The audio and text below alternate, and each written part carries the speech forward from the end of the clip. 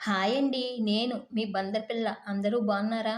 ఇవాళ ఇంట్లో కర్రీసు టమాటా వంకాయ ఇగురు, అలాగే వెల్లుల్లి కర్రీ చేశానండి. టమాటా వంకాయ కర్రీ అందరికీ తెలిసిందే కదా అని వీడియో చేయలేదు. వెల్లుల్లి కర్రీ చేశానండి. వెల్లుల్లిపాయలు తాలింపులేయడం తెలుసు, పచ్చళ్ళేయడం తెలుసు. ఈ కర్రీలేంటో అని అనుకుంటారేమో. వెల్లుల్లి కర్రీ చేయొచ్చు. వెల్లుల్లి నిల్వ ఆవకాయ పచ్చళ్ళు కూడా పట్టొచ్చండి. వెల్లుల్లి ఆవకాయ కావాలంటే కామెంట్ చేసేయండి. వెల్లుల్లిపాయలు మీకు కావాల్సినవి పొట్టు తీసి ఒలుచుకుని 1-2 సార్లు కడుక్కుని స్టవ్ వెలిగించి బాండీ పెట్టి బాండీలో 4 స్పూన్ల ఆయిల్ పోసి వెల్లుల్లిపాయలు వేసి మగ్గనివ్వాలండి. వెల్లుల్లిపాయలు మగ్గాక చిటికెడు పసుపు, కర్రీకి సరిపడా సాల్టు, కారం వేసుకోవాలి. కారం వేసుకున్న ఒక క్షణానికి పాలు వెంటనే పోసుకోవాలండి. లేకపోతే కారం మాడిందంటే కర్రీ చేదొస్తుంది.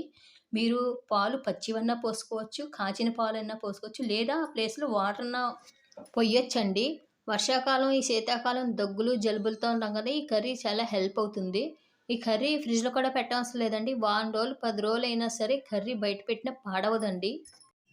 నేనైతే కరోనా టైంలో అయ్యానండి వారానికి 2-3 సార్లు ఈ కర్రీ చేసేదాన్ని.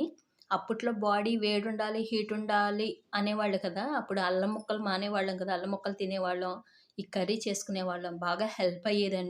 ఈ కర్రీ తింటే బాగా వేడనేది చేస్తుందండి. తిన్నాక 1-2 గ్లాసులు మజ్జిగ తాగాలని గుర్తుంచుకోండి. సింపుల్గా చిటికలో అయిపోయి కర్రీ అండి ఇది.